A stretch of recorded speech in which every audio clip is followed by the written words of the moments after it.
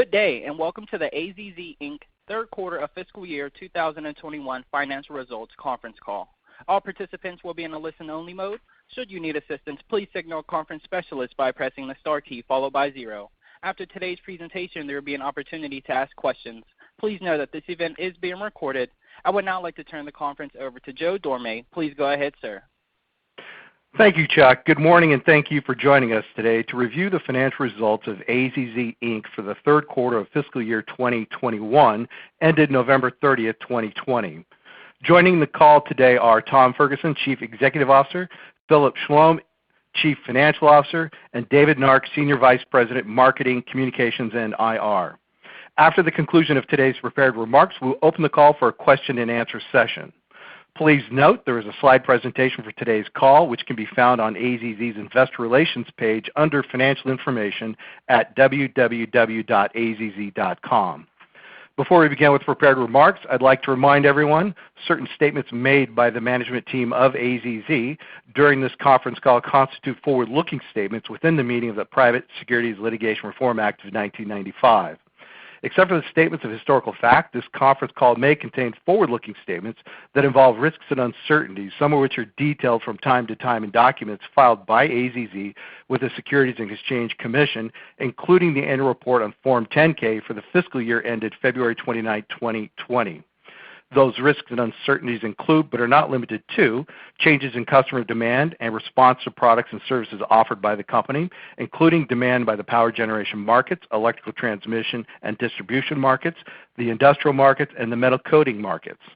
Prices and raw material costs, including zinc and natural gas, which are used in the hot dip galvanizing process, changes in the political stability and economic conditions of the various markets that AZZ serves, foreign and domestic, customer requested delays of shipments, acquisition opportunities, currency exchange rates, adequate financing, and availability of experienced management and employees to implement the company's growth strategies. In addition, AZZ's customers and its operations could be potentially adversely impacted by the ongoing COVID-19 pandemic. The company can give no assurance that such forward-looking statements will prove to be correct. These statements are based on information as of the date hereof, and AZZ assumes no obligation to update any forward-looking statements, whether as a result of new information, future events, or otherwise. With that out of the way, let me turn the call over to Tom Ferguson, Chief Executive Officer of AZZ. Tom? Thanks, Joe. Happy New Year to everyone, and welcome to our third quarter fiscal year 2021 earnings call. And thank you for joining us this morning. While we continue to be impacted by COVID-19, our markets are stabilizing and our businesses have adapted to the new normal way of operating, which encompasses a variety of challenges that we have had to overcome. While we have had an uptick in COVID cases, all of our plants have remained open with normal production. The collective efforts of our folks generated consolidated sales of $227 million for the third quarter, split almost equally between our metal coatings and infrastructure solutions segments. We had sequential improvement in operating performance, and we have returned over $44 million of capital to shareholders in the form of cash dividends and share repurchases through the third quarter of this year. Also, we have made good progress on our board-led strategic review that we announced earlier.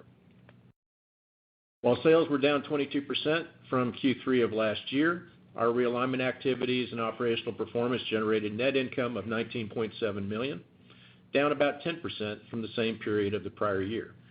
This resulted in EPS of 76 cents per diluted share, or 80 cents on an adjusted basis. Our metal coatings business continues to execute strongly while navigating the economic uncertainty resulting from COVID. Hot dip galvanizing sales were down 8.8% from the same quarter last year, while Surface Technologies was down more due to the nature of their customer base being more impacted by COVID. Within our infrastructure solutions segment, third quarter sales results improved sequentially, even with a muted fall refining turnaround season. Segment results were below the same quarter of the prior year due to the protracted weak demand for refined oil products, as well as lower international sales, primarily from China. As we previously communicated earlier this year, due to shifting industry and customer dynamics and the protracted impact of the COVID-19 pandemic, we began to take aggressive steps to accelerate the strategic restructure of our portfolio of businesses with the goal of becoming predominantly a coatings business. Our actions during the quarter included recording a loss on the sale of SMS of $1.9 million and initiating a comprehensive board-led review of our businesses with the assistance of leading independent financial, legal, and tax advisors. As I mentioned, our review of the infrastructure solutions businesses and associated assets and the exploration of other capital allocation opportunities to maximize shareholder value is ongoing, and I am pleased with the progress the team has made during the quarter. Finally, given the share repurchase is currently an attractive use of our capital, we repurchased over 652,000 shares in the quarter, which brings our total for the year to over 850,000 shares. While our metal coatings segment had lower sales than the third quarter of the prior year, they were able to generate higher operating income and improved operating margins to 24.8%.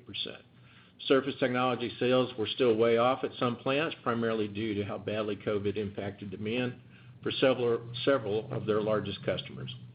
However, during the quarter, Surface Technologies began to reopen powder coating lines in 2 Texas plants that had previously been idled earlier in the year. I am particularly pleased with how the metal coatings team continues to drive value through outstanding customer service and operational performance while maintaining market-level pricing as they benefited from lower zinc costs during the quarter. We remain committed to our strategic growth plan for this segment, as evidenced by last week's announcement regarding the acquisition of Acme Galvanizing in Milwaukee, Wisconsin. Although COVID has slowed our normal pace of acquisitions, I am grateful that the team was able to close this acquisition right after the holidays. I want to take a moment to welcome the Acme Galvanizing employees and customers to AZZ. As we previously indicated, on our second quarter earnings call, the third quarter turned out sequentially stronger, but turnaround activity remained constrained by COVID travel restrictions and continued low demand for refinery products. Our infrastructure solutions segment's third quarter fiscal 2021 sales decreased by 31.5% to $111 million. This resulted in operating income of $8.7 million as compared to $17.4 million in Q3 a year ago.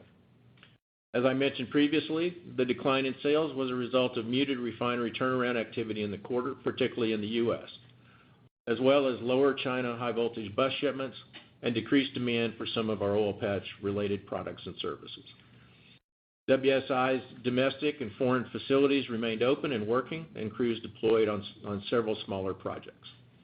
All of the electrical platforms operations also remained open throughout the quarter as they effectively managed the uptick in COVID cases. Due to the prolonged uncertainty associated with the COVID pandemic on many of our end markets, we will not provide an update to our previously suspended fiscal 2021 earnings and sales guidance range. However, we believe our fourth quarter will be seasonally lower than the third quarter, but we should generate improved earnings versus the fourth quarter adjusted earnings of last year.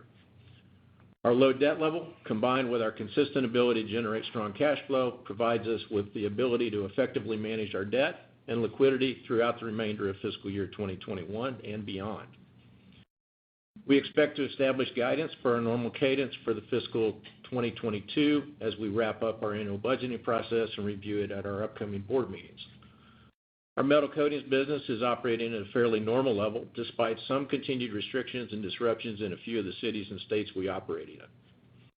We are confident, though, that our business remains vital to improving and sustaining infrastructure, so we will use the remainder of our fiscal year to position our core businesses to emerge stronger and better equipped to provide sustainable profitability growth long into the future.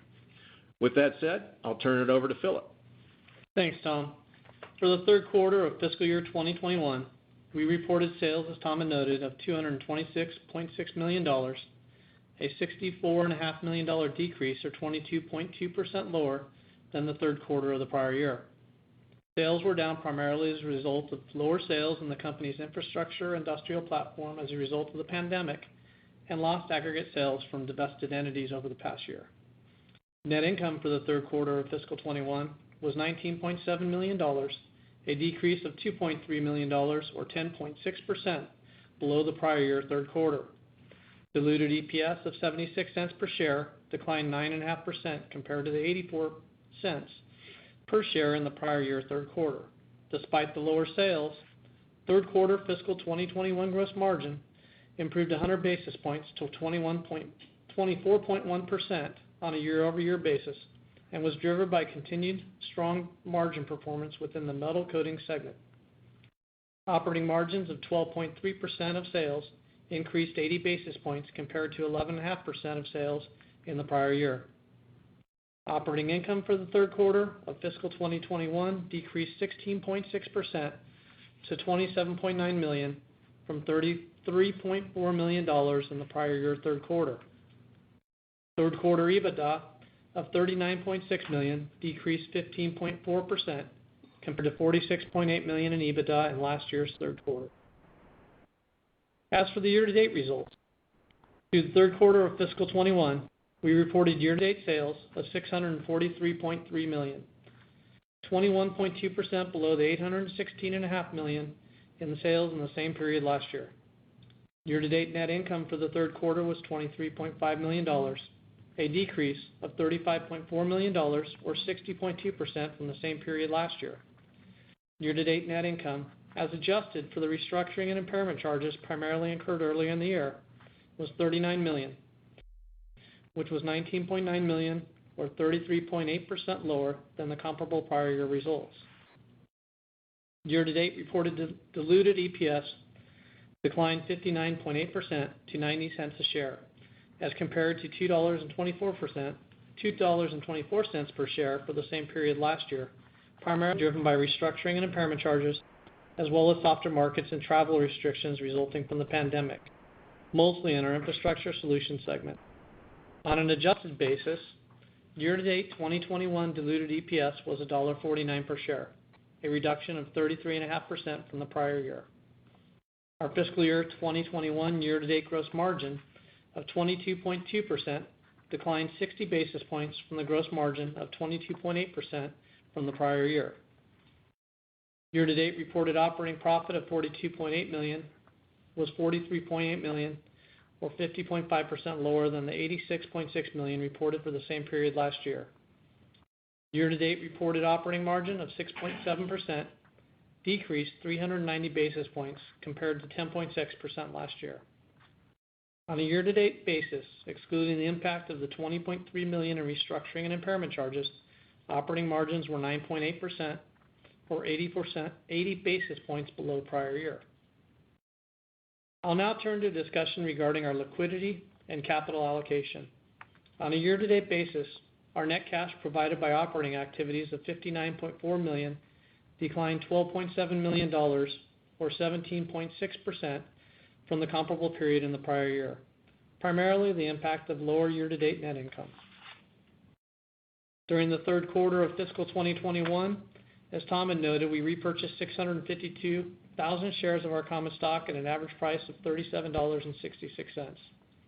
On a year-to-date basis, we have repurchased 852.5 million shares at an average price of $36.31 per share. Investments in capital equipment to support our business were $8.6 million for the third quarter and $27.9 million on a year-to-date basis, which are in line with our expectations of spending roughly $35 million for the year. As of the end of our third quarter of fiscal 21, our existing debt of $182 million is down $20.9 million from the end of the year, as we continue to effectively manage our balance sheet. I will now turn it back to Tom for his final comments. Tom? Thank you, Philip. I will close by sharing with you some key indicators that we continue to monitor. For the metal coating segment, fabrication activity will remain solid during the balance of our fourth quarter, and we are off to a reasonably good start in December. Within our galvanizing business, we are closely tracking steel fabrication and construction activity. Zinc costs in our kettles are relatively stable, but we anticipate increases in zinc costs in fiscal 2022 as zinc prices on the LME have been rising for a while now. The Acme galvanizing team is being quickly integrated into our existing operating network, bringing our total hot dip galvanizing locations to a market-leading 40 sites in North America, in spite of recently closing 2 Gulf Coast locations. For Surface Technologies, we are primarily focused on growing sales with both existing and new customers and driving operational process improvements. Within the industrial platform of the Infrastructure Solutions segment, we continue to carefully monitor the COVID situation in the states with large refining capacities. Currently, we still are experiencing travel restrictions in some countries. For the electrical platform of the Infrastructure Solutions segment, we are carefully tracking proposal activity and experienced solid bookings in December. We will continue to focus on growing the backlog for many of our business units so that we enter fiscal year 2022 in good shape. Finally, for corporate, we have strong cash management processes and have further focused our oversight on cash flow indicators and customer credit. Currently, we have not experienced any slowdown in customer payments. Post-COVID crisis, we remain committed to our growth strategy around metal coatings and achieving 21 to 23% operating margins, including an increased contribution from surface technologies. We believe galvanizing will tend to run to the high end, if not above the 23%, while surface technologies is going to have to rebuild its margin profile as customer demand grows. For Infrastructure Solutions, we will continue to focus on improving operating margins while we complete the comprehensive strategic evaluation of this segment. We feel quite confident, in spite of COVID and other disruptions, about the actions we have already taken and the restructuring activities that are now underway. We intend to focus on completing the board-led review of our businesses and finish this fiscal year well-positioned to enter fiscal 2022 with momentum. Finally, we will remain active in the area of M&A, primarily in metal coatings, and will aggressively seek activities that support our strategic growth plan. While pandemic-related deal travel was still somewhat restricted during the third quarter, we are seeing improved travel conditions and have an active portfolio of opportunities that we will continue to pursue. And with that, we'll open it up for questions. We will now begin the question and answer session. To ask a question, you may press star then one on your touch-tone phone. If you're using a speakerphone, please pick up your handset before pressing the keys. To withdraw your question, please press star then two. At this time, we'll pause momentarily to assemble our roster. And our first question will come from John Franzreb with Sidoti & Company. Please go ahead. Good morning, Tom and Phil. Hey, John. I just want to make sure you hear me. A couple quick questions. First, on the metal coating segment, the improvement in the margin on a year-over-year, how much does that, the operating margin, how much does that reflect the divestiture of some of the underperforming businesses versus the improvement in zinc pricing? That's a good question. It's still predominantly driven by operational improvement, driving zinc price versus cost. The divestiture of GalvaBar had some effect, but really not that much. And then the facilities we closed earlier in the year, we picked up most of that business in other locations.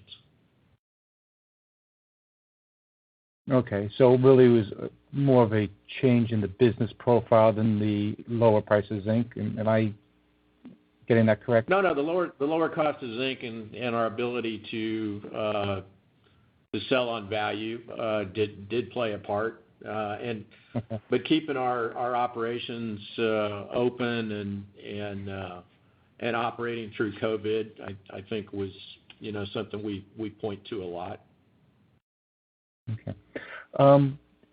You spoke about last conference call that you anticipated a weak turnaround season this fall, but that the order bookings were promising for the spring. Is that still the case, or has it been changed either to the positive and negative on the infrastructure side of the business? Yeah, fall came in about what we thought. As the WSI business was off significantly versus Q3 of last year for that reason. We were able to travel to some locations, but it's mostly driven by weak refined oil product demand, which doesn't drive turnarounds. As far as the spring, we still feel good about the spring. I wouldn't say it's stacking up to be a boomer of a spring turnaround season, but we are quoting well and getting some orders on the books. So we feel good about it, but definitely not. Seems like things are going to take a little bit longer for refineries to start doing turnarounds again as gasoline demand and jet fuel demand continues to grow. So while we feel pretty good about the spring, I'd say a lot of this is looking like it's going to spread through the year. Okay. And one last question, I'll get back into queue. Were there any professional fees that you incurred during the quarter or anticipate in the fourth quarter you could parcel out for us? Yeah, we are incurring some fees related to our comprehensive review that we've disclosed. Mm-hmm. I wouldn't say they're overly significant at this point in time. Okay. I'll get back into queue. Thanks, guys. All right, John. Our next question will come from Noelle Dilts with Stifel. Please go ahead.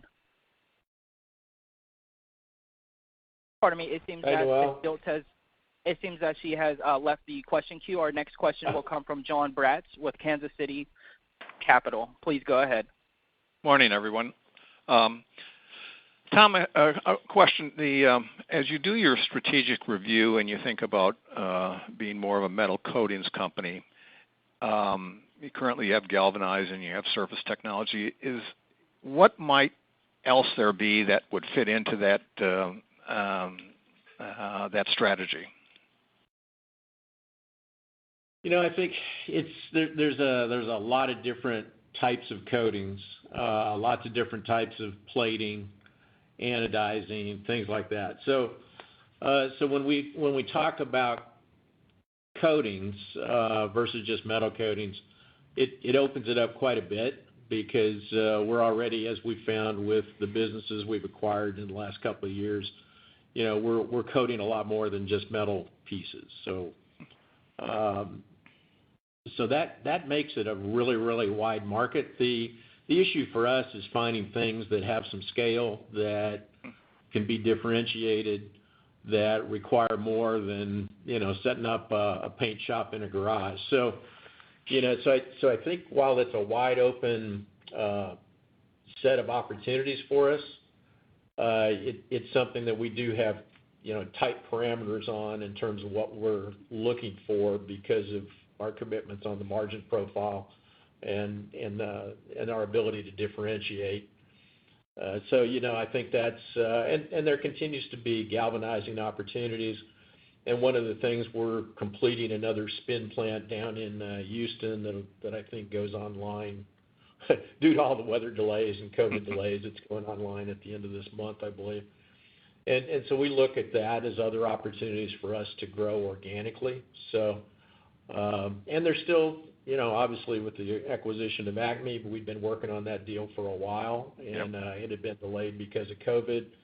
And so as we start to get out again, we're in contact with some of the traditional galvanizing deals. Yep. Okay. And so we feel pretty good about things. Okay. Is there we talk about parameters, anything you can tell us in terms of financial parameters, size of what you might be looking at in terms of size?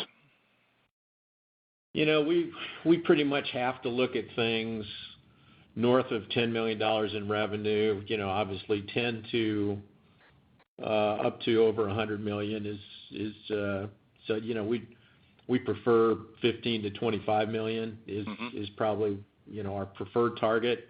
But we're more focused on, does it have an operating leadership team? Does it have because we're unlike galvanizing, we're still building that talent bench. So we don't have people we can just plug and play the way we do on galvanizing. So we are a little more careful about what kind of leadership's in place. Usually we prefer the owners go away, but I'd say size and really I'll say what we're not looking for, and there's a lot of this out there, is the 5 and 15s, as I call them. So 5% EBIT, 15% EBITDA, because if they're multi-site deals, they tend to have been acquisitive, and so they have a lot of DA, but not a lot of operating income. So this narrows down the slate of opportunities. and yet it's still a pretty good pipeline that we have in front of us. Tom, one final question. Just after December, I had a nice conversation with a fertilizer company here domestically, and we talked about a lot of things, but they talked about their turnaround season, and it's going to be sort of abbreviated for them just because there's travel restrictions and so on and so forth. And I guess as you look at that spring turnaround season and the activity you're bidding on and so on, is some of that still potentially at risk of being postponed or delayed, if you want to call it, because of this increase in COVID cases, or are they sort of, at this point locked in and it's going to happen? I think that's kind of, as I answered a little bit earlier, that is what gives us some pause in thinking about it being as strong as we probably were thinking on the last earnings call. I do think some of this has to go forward, and of course we prefer when we get engineering orders in, and that starts to give us a line of sight to how big the project is and some surety that it is going forward. Very seldom, once we have engineering orders, do they not go forward. So yeah, there's still some concern.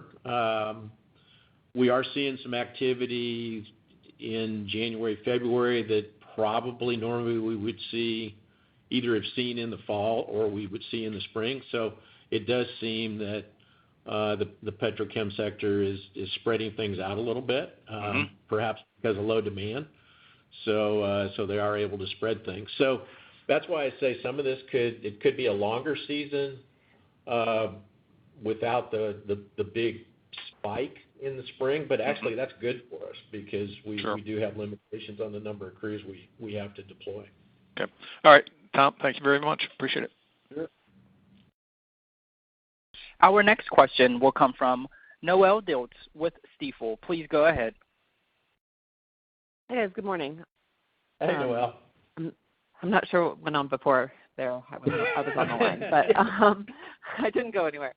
So I just wanted to start first on the demand side for infrastructure solutions, a little bit more on the electrical side of the business. So sorry if I missed this, but could you just help me understand what's driving, the stronger demand for switchgear than you were originally anticipating, and the degree to which you think that might be sustainable over the next few quarters?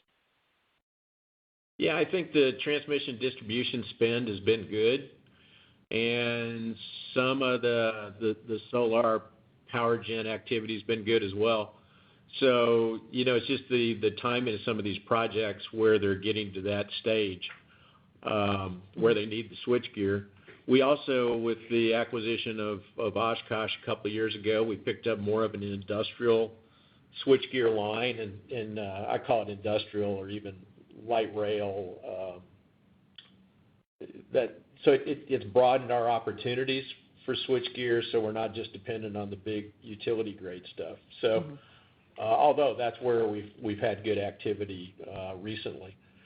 So part of it's just our customer base and where we're focused, and I'm not sure that it's indicative of a general uptick in the sector. It's more around our customer base.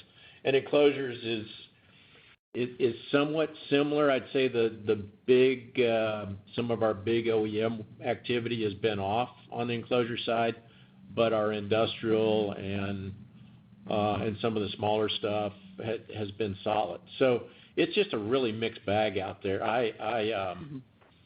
And so part of this is just where we're selling and what we're picking up and where our customers are active versus where they're not. So versus the bus side, which for the most part the high voltage is focused on a lot of international activity. There's some domestic and we've gotten some orders, but right now it's the last quarter was quiet. And medium voltage, we have it's a fairly narrow offering that we have. So so we're just slower than we were a couple of years ago. Okay, got it. And then sticking with infrastructure solutions, but shifting to profitability, profitability in the quarter really exceeded my expectations, and particularly given that, that the turnaround work has been, that the industrial side, the turnaround work has still been slow. Could you speak to kind of how you're thinking about margins there moving forward if this, as you said, the turnaround activity remains somewhat muted as you look forward? I mean, I know the cost structure for that business is pretty flexible, so do you have it to a point where it's not, as big of a drag as you were kind of looking at over the past few quarters? Yeah, you touched on a good point there, Noelle. We had taken pretty significant cost actions back in the spring when we saw that the spring had been wiped out. So we took out some of that, hate to call it back office, but the SG&A in Infrastructure Solutions and adjusted capacity in some of the operations. So that as we came into the third quarter with just moderate activity or even muted activity, we were able to get to pretty good margins on the work that we did have because of our lower cost structure. And as you know, though, that also then limits us on the upside when we have big opportunities, and as we had originally were anticipating in the spring. So we do hope that it stretches out. I think the margin profile for Infrastructure Solutions, we continue to look at getting to that 10 to 12% operating margin, 15% EBITDA. And we think that's doable with the structure we have and with the actions we're taking on the international side to try to improve our ability to serve the international markets with a lower cost structure. Okay, great. And then just shifting over to metal coatings, any comments that you have on, again, as I ask every quarter, any markets that were particularly strong or those that were particularly weak, and how maybe any changes in the markets are impacting how you're thinking about the growth profile for that business over the next 12 months? We do love our metal coating side. So the galvanizing team did outstandingly well, keeping their facilities open and productive and efficient. So their margins were north of 25%, even probably close or in the 26% range for the quarter. And part of that, as I mentioned earlier, is driven by the price to zinc cost ratio, but also we give credit to some of the things we've done on the technology side with Digital Galvanizing System, DGS. It's allowing us to operate more efficiently and more productively and flex our plant capacity and adjust and then react to the data we're getting from it. So we feel good about that on an ongoing basis. Our markets, as we kind of finish this year, we have a good line of sight for this quarter and feel good about how this year is going to turn out. As we get into next year, our customers are feeling okay right now. I think they're waiting to see, is there going to be corporate tax reform? Is there going to be an infrastructure bill, which wouldn't have much impact on them next year, but it kind of changes the attitude. So I'd say we feel good about going forward. There is some competition coming into the market, a few new kettles next year that'll probably come online. At the same time, we've taken out some of our plants, as have some other folks. So we feel pretty good about the supply-demand balance in galvanizing, and feel good about our team's ability to respond to it. So yeah, I continue to believe sustaining north of 23. But my COO of metal coatings doesn't like it when I say staying up around 25%, but they've demonstrated they're pretty good at doing that. Okay, perfect. Thank you very much.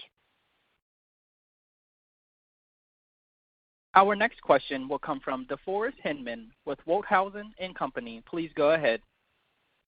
Hi, thanks for taking the questions. Just building on that last comment, can you extend that into pricing? You made on the galvanizing side, you made reference to zinc pricing going up. Are we going to be able to move pricing directionally higher in 2021? I think there's generally that's as zinc, since zinc cost is about 25% of our cost of goods sold on average, that it'll tend to move the market price up. As I like to tell people, we've got 40 galvanizing plants, so we fight 40 different battles every week. But it would be our intent to, as our costs go up, to migrate our prices up. We did a good job, I think, of selling value, sustaining our prices. Some of that was because our facilities were open, and we were able to keep them fully staffed through COVID, and which continues. But so yeah, that would be the intent: continuing to migrate price up as our costs go up, and we would hope that the market would respond to that, or our competitors would respond to that. So. Okay, very helpful. Just clarity in the 10Q, there's a reference to the Acme transaction, and it says net proceeds were $4.2 million. Is that a bargain purchase gain, or is that just the way it's phrased? It was $4.2 million cash consideration. That's the cash consideration. Okay. And is that any type of EBITDA color there, or is that kind of more an asset type purchase price number there that we're seeing? That's more the asset purchase price, and as Thomas mentioned in the past, we get in pretty quickly, and we're able to integrate those facilities, within the first 3 months. So we've already had a team up there on day one, integrating them into our Oracle business system and moving them into the AZZ way of doing things. Okay. And then related to the deal that we just announced, there's continued commentary that we're working on deals.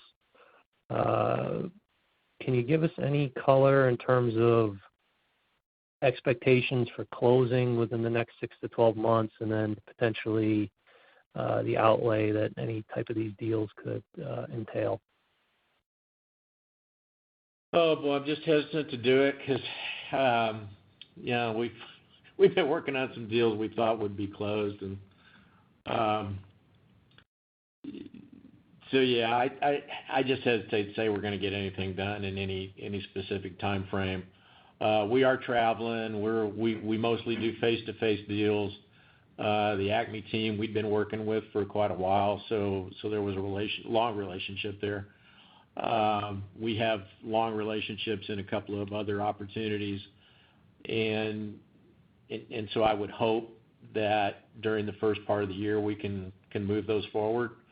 But it's just, I think there's so many variables right now. But just look for us to continue to. We normally get a couple of deals done every year. This year we, did divestitures and in the early part of the year, and then only got one acquisition done. So I would think for this upcoming fiscal year, we'll get back into our normal, get a couple, 3 deals done, and on the acquisition side. But calling them in the first half versus the second, I really can't. Okay, that's still helpful. And last question, can you just give us an update on the outlook for utilizing the share repurchase authorization? Pretty active in the third quarter, I think in the high 30s share price execution. The markets responded well to the strategic review, and the market's been moving up generally. Does the current share price dampen our expectations of utilizing the share repurchase authorization when we're starting to think about capital deployment as it relates to, buying our own stock or doing acquisitions? That's a really good question. I think this is Philip, and One of the things we're doing is obviously going through this comprehensive review, and as part of that comprehensive review, we're looking at the valuation of AZZ and its pieces, and where do we continue to buy. But we have board authorized $100 million to spend, and depending on, as you were just asking, related to M&A activity, we'll evaluate, how we deploy capital across the board. Yeah, and I want to add, we had a 10b5-1 in place for the quarter, and one of the things we had not anticipated was the rapid run up in our share price, and so we did outstrip it in the latter part of the quarter. So, that's the kind of thing that maybe dampened our activity right at the end of the quarter. But those are the things we will look at. As Philip said, we've got a board meeting coming up. We've got an update on the evaluation activities, and one of that was looking at valuation. So we're just in the next couple of weeks we'll have a better idea which direction we're going to go. Okay. Thank you for the color. I appreciate your time. Thank you. Our next question will come from John Franzreb with Sidoti & Company. Please go ahead. Yeah, Tom, I think you said in your prepared remarks that while you continue to suspend guidance, that you're going to revisit it once you go through your budgetary process. Does that mean you'll be issuing guidance sometime this month like you've had in the past, or not? We would hope to. The only thing that gives me any pause is we do have this ongoing strategic evaluation activity, and I just want to make sure we don't put guidance out for 22 and then 2 weeks later announce a strategic move. So that would be my only cautionary note. Other than that, it would be our intent to get back into cadence. Got it. And just on the strategic review and the potential sale of the infrastructure business, what's the current likelihood of it being sold as a whole unit or being sold in piecemeal?